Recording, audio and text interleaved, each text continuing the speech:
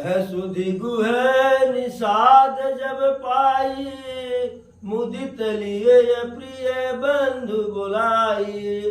लिए फल मूल भेंट भरि भारा, मिलन चले हुई हरसि अपारा। प्रभु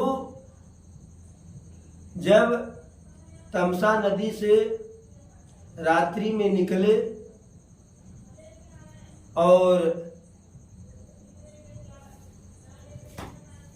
रथ को इस प्रकार सुमंत जी के द्वारा चलाया गया कि उसके पहिए का कहीं कोई निशान न पड़े।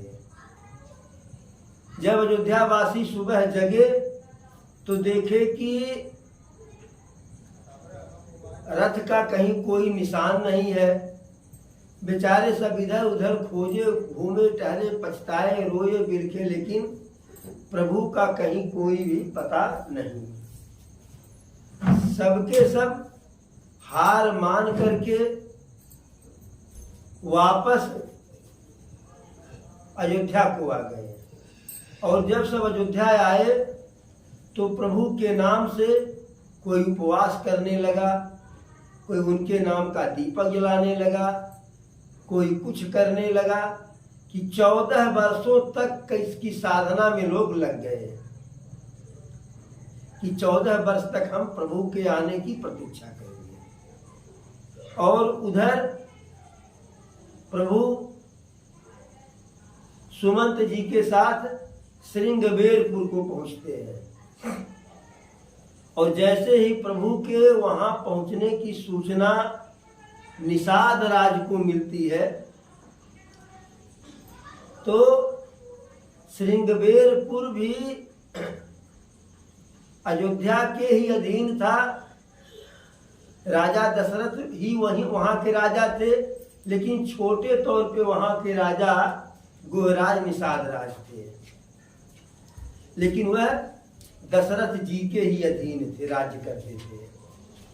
जब निषाद राज को पता चला कि प्रभु राम आए हैं तो अपने परिवार के सभी बंधु बांधव सबको बुला लिए मारे खुशी के, और प्रभु के लिए भेंट उपहार इत्यादि ले करके।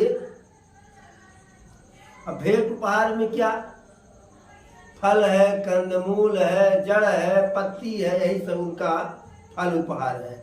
मिलन चले ही हरसु अपारा, प्रभु मिलने के लिए चलते हैं और उनके अंदर, उनके मन में हर्ष रहता है, लेकिन वह हर्ष जो है कम नहीं, अपारा, बहुत अपरंपार हर्ष, अत्यधिक खुशी उनके अंदर है। और जैसे प्रभु को देखे, प्रभु से भेंट हुई, तैसे जो कुछ उपहार लेकर के आए थे प्रभु को देने के लिए, उपहार को उनके सामने रखे और साष्टांग दंडवत करके प्रणाम किए। और प्रभु को देखते ही प्रभु बिलोकति अति अनुरागे, प्रभु को देख करके अत्यधिक प्रेम में लिप्त हो गए। प्रभु राम और लक्ष्मण वैसे सहज है, सरल है। निषाद राज का प्रेम पूर्वक हाल चाल पूछते हैं, क्या हाल है, कैसे रह रहे हो, कोई परेशानी तो नहीं। अब निषाद राज कह रहे हैं कि प्रभु अब आप आ गए हैं, आपका दर्शन हो गया है, अब हमारा सारा हाल जो है एकदम खुशहाल है। अब तक जो भी रहा हो, लेकिन अब आपका दर्शन हो गया तो सारा हाल खुशहाल है, अब कोई दिक्कत नहीं है। और यह ईश्वर की ही कृपा है कि प्रभु आप इस स्थान पे पधारे हैं। और निषाद राज कहता है कि प्रभु या आप हमारे भाग्य से आए हैं, जो कुछ यहाँ हमारा है जमीन धन घर सब आपका है और हम सपरिवार आपके सेवक हैं, आप हमारे स्वामी हैं। और आगे क्या कहते हैं, कृपा करिय पुर धारिय पाऊं थापिय जनु सब लोग सिहाऊं। हे प्रभु कृपा करके हमारे नगर में हमारे घर को जो है आप पधारिए, जिससे मेरे पूरे परिवार का जो है कल्याण हो जाए। लेकिन प्रभु कहते हैं कि मित्र आप जो कह रहे हैं यह तो अति उत्तम है, बहुत अच्छी बात कह रहे हैं, जो आपका है वह हमारा है। हम चलना भी चाह रहे हैं, लेकिन हमारी समस्या क्या है कि मोहि दिन पितु आयसु आना। पिताजी हमें दूसरा आदेश दिए हैं, कहु सत्य सब सखा सुजाना मोहि दीन पितु आयसु आना। हे मित्र आप जो कहे बड़ी अच्छी बात कहे, लेकिन हमारे पिताजी हमको कुछ दूसरा ही आदेश दिए हैं। आदेश क्या दिए हैं कि 14 वर्ष तक हम जंगल में रहेंगे, वनवासी के रूप में रहेंगे, ऋषि मुनियों के रूप में रहेंगे, किसी नगर किसी ग्राम में किसी के घर नहीं जाएंगे। अब जब यह सुना बड़ा दुखी हुआ निषाद राज। अब जो सब आए थे, जैसे पता पाए कि प्रभु राम आए हैं, हमारे राजा के बड़े वाले पुत्र आए हैं, पुत्र वधू आई है, उनके साथ उनके छोटे भैया आए, पूरे श्रृंगबेरपुर से एक लाइन सी लग गई लोगों की आने वालों को प्रभु के दर्शन करने के लिए। अब जब प्रभु राम और लक्ष्मण और सीता को लोग देखते हैं तो राम लखन सिय रूप निहारी और कहीं परस पर ग्राम नर नारी। राम लक्ष्मण को देख करके, सीता मैया को देख करके आपस में प्रेम पूर्वक बात कर रहे हैं। क्या, हे मित्र, हे सखी, यह इतने सुंदर बालक हैं कि जंगल को जाने लायक नहीं है, पता नहीं कैसे वन भेज दिए। तो एक उसमें से कह रहा है कि पता नहीं इनके माता पिता कैसे हैं जो इनको वन में भेज दिए ऐसे सुंदर बच्चों को। उसमें से अब एक कह रहा है या कह रही है क्या कि राजा दशरथ जो किए बहुत अच्छा किए। क्यों? क्योंकि यदि इनको वन न भेजते, ये वहां अयोध्या के राजा बन गए होते, तो हम लोगों को इनका दर्शन कैसे होता। यह मान के चलिए कि हम लोगों के भाग्य से ही दशरथ जी इनको वन भेजे हैं, और हम लोगों का कोई पूरे जन्म का जो है, पूर्व का कोई जो है फल रहा जो है, जिसके रूप में जो है कि यह यहाँ आए हुए हैं। अब निषाद राज जब पता पा गया, सुन लिया कि प्रभु को वनवास हुआ है, तो बढ़िया बढ़िया जगह दिखा रहा है कि यह जगह है बढ़िया, यह जगह है बढ़िया, आपके रहने लायक यह जगह है बढ़िया। जगह दिखाया और प्रभु कहे कि हाँ बहुत अच्छी जगह है, तो अपने लोगों को बुलाया, अपने लोगों को बुलाया कि प्रभु के लिए भाई ठीक है गांव में नहीं जाएंगे तो बढ़िया घास फूस का जो है बढ़िया बिस्तर बना दिया जाए। गुह सवारी साथरिय डसाई कुश किस लय मय मृदुल सुहाई। अब बढ़िया सुंदर जो है प्रभु का बिस्तर लग गया, और उधर प्रभु जो है संध्या बंदन कर रहे हैं। उनके भोजन के लिए भी व्यवस्था कर दिए निषाद राज गोराज। फल फूल जो मीठा से मीठा होता था उस प्रकार का, जैसे सबरी चीख चीख करके दे रही थी, तो यहाँ निषाद राज चीख करके नहीं दी, जुठार के नहीं दिए, लेकिन अपने जान कोशिश किए कि मीठा फल ही जो है उनको दिया जाए।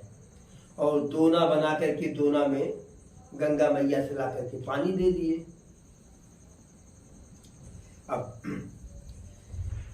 सिय सुमंत्र भ्राता सहित कंद मूल फल खाय, शयन कीन रघुवंश मणि और पाय पलोटत भाय। कंद मूल फल भ्राता सहित सीता जी के साथ प्रभु ग्रहण किए, और जब भोजन कर लिए तो प्रभु सोने के लिए जानकी जी के साथ गए, और लक्ष्मण भैया प्रभु के पैर को जो है दबा रहे हैं, और लक्ष्मण जी तो सोए नहीं। लक्ष्मण जी देखे कि प्रभु सो गए हैं, तब वहां से उठे और सुमंत जी से कहे कि हे सुमंत जी, अब भैया सो गए हैं, अब आप भी विश्राम कर लो। और कुछ दूर पर जा करके लक्ष्मण भैया हाथ में तीर धनुष लेकर के प्रभु की पहरेदारी करने लगे कि प्रभु सोए हैं, कहीं कोई भी खलल या दखल न हो, कोई जंगली जानवर आवे तो प्रभु की नींद न छूटी खुल जाए। बिल्कुल निश्चिंत, मैंने एकदम बिल्कुल सुरक्षा में लग गए। और जब लक्ष्मण भैया सुरक्षा में लगे तो निषाद राज अपने सेवकों को बुला लिए, अपने लोगों को, भाई तुम लोग भी किनारे किनारे लग जाओ अपने हथियार को लेकर के। और सब लग गए, प्रभु सो रहे हैं। सोवत प्रभु है निहार निषादु, भयउ प्रेम बस हृदय विषादु। निषाद राज जब प्रभु राम को घास फूस पर सोते हुए देख रहे हैं, देखे तो भयउ प्रेम बस हृदय विषादु, प्रभु से प्रेम के कारण, लगाव के कारण निषाद राज के मन में बड़ी पीड़ा हुई, बड़ा विषाद हुआ, दुख हुआ। और लक्ष्मण जी से उनके नेत्रों में जल भर गया, और लक्ष्मण जी से जो है कहने लगे, क्या कहे कि देखिए यह भाग्य की बात है कि दशरथ जी का इतना सुंदर महल, जो इंद्र के इंद्रासन से भी भव्य है, मन से रचित जो है चौबारे बने हुए हैं, ऐसे लगता है कि जैसे कामदेव अपने हाथ से संवारे हो। और वह प्रभु जो है आज बिस्तर पर जो है घास फूस पे सो रहे हैं। तह सिय रामु शयन निसि करहि, निज छबरति मनोज मृदु हरहि। प्रभु जहाँ पहले सोते थे अयोध्या में, उस स्थान को देख करके स्वयं कामदेव भी लज्जित होता था, लेकिन आज वही प्रभु जो है थके हुए हैं और घास फूस पर सो रहे हैं।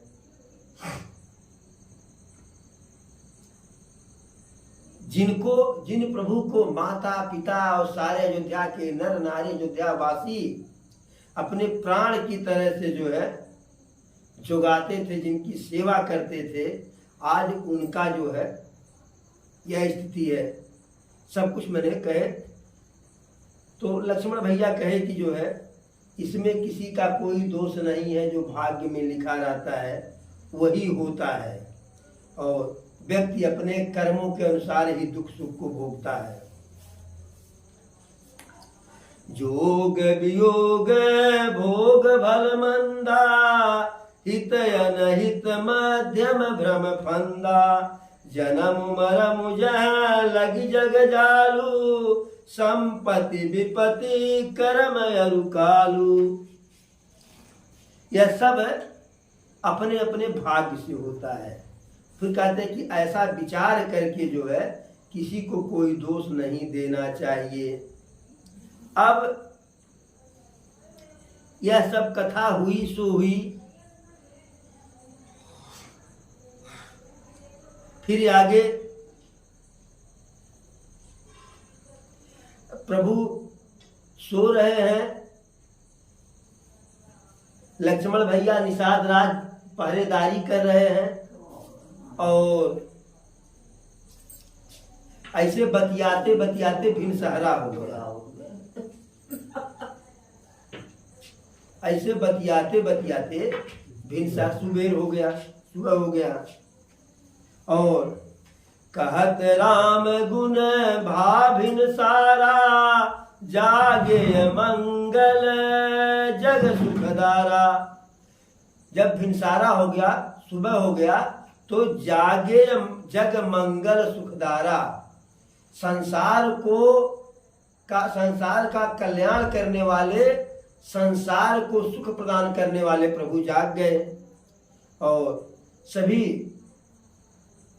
शौच इत्यादि करके फ्रेश हो करके सरजू गंगा मैया में स्नान किए, और प्रभु बट वृक्ष का जो है दूध, बरगद का दूध मंगवाए, और उसको अपने और लक्ष्मण जी के जो है बालों में लगाया, जिससे जो है जटा बन जाए। अब ऐसा यह दृश्य देख करके सुमंत्र जी भी साथ ही में है। सुमंत्र जी के नेत्रों में आंसू भरा, हमारे दुख के कारण है कि हमारे सामने ही इनकी यह गति हो रही है। अब हृदय दाहुअति बदन मलिना, कह कर जोर बचन अति दीना। सुमंत जी का हृदय दहक रहा है, मुख बिल्कुल मलिन है, नेत्रों में आंसू है। हाथ जोड़ करके प्रभु से बोले, क्या बोले? वही जो दशरथ जी कहे थे कि साथ में रथ पर बैठा करके ले जाओ, और जब 2-4 दिन जो है बीत जाए तो जंगल घुमा करके 2-4 दिन में टहला करके लेकर के चले आना। और यदि वह दोनों भाई नहीं आते हैं तो सीता को अवश्य लेते आना, क्योंकि अगर सीता आ जाएगी तो थोड़ा सा हमको सहारा मिल जाएगा। अब प्रभु राम कहे कि हे सुमंत जी, आप तो धर्म को जानते ही हैं, आप वचन को भी जानते हैं, एक पुत्र का क्या कर्तव्य होता है यह भी जानते हैं, इसलिए ऐसा आप न कहिए। क्यों? शिव दधीच हरिचंद नरेशा, सहे धर्म हित कोटि कलेसा। रंति देव बलि भूप सुजाना, धर्म धरऊ सही संकट नाना।